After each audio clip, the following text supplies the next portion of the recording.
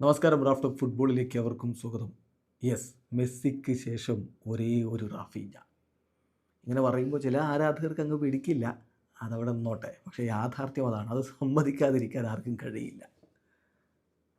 ഇപ്പോൾ ഗോളും അസിസ്റ്റുമായിട്ട് F C ബാഴ്സലോണയുടെ നിരയിൽ അങ്ങനെ അത്ഭുതങ്ങൾ കാണിച്ച ഒരു ലാറ്റിൻ അമേരിക്കക്കാരൻ, യെസ്, ലിയോ മെസ്സി.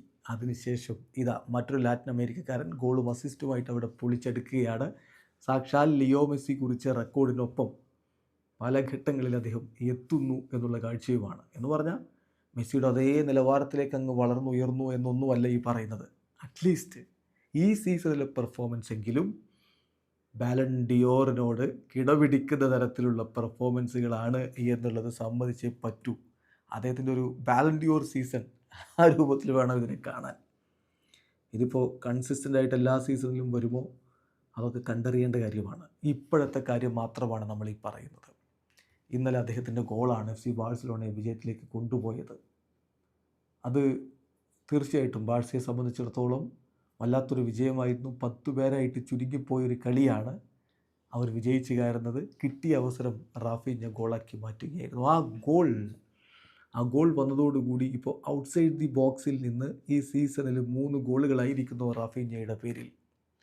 2021-22 സീസണിന് ശേഷം ആദ്യമായിട്ടാണ് UCL 3-ലധികം ഔട്ട്സൈഡ് ദി ബോക്സ് ഗോളുകൾ ഒരു താരത്തിൽ നിന്ന് പിറക്കുന്നത്. കൃത്യമായ കണക്കിലേക്ക് പോകാം.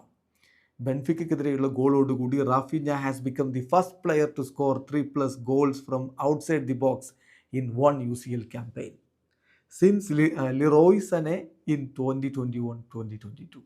2021-22 സീസണിൽ ലിറോയ് സനെ ഇതുപോലെ 3 ഗോളുകൾ ഔട്ട്സൈഡ് ദി ബോക്സിൽ നിന്ന് നേടിയിരുന്നു.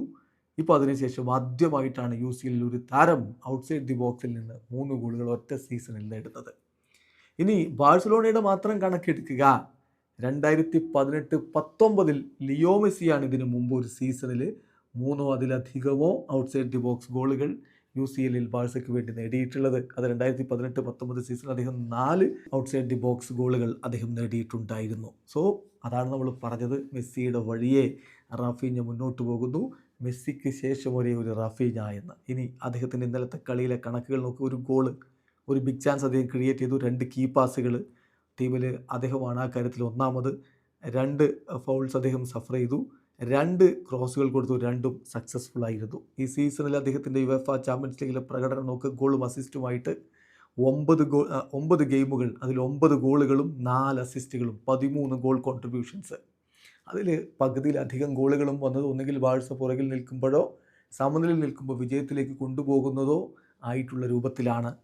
ഓരോ 57 മിനിറ്റിലും ഒരു ഗോൾ പാർട്ടിസിപ്പേഷൻ അദ്ദേഹത്തിൽ നിന്ന് വരുന്നു. 28 കീ പാസുകൾ, 9 ബിഗ് ചാൻസുകൾ അദ്ദേഹം ക്രിയേറ്റ് ചെയ്തു.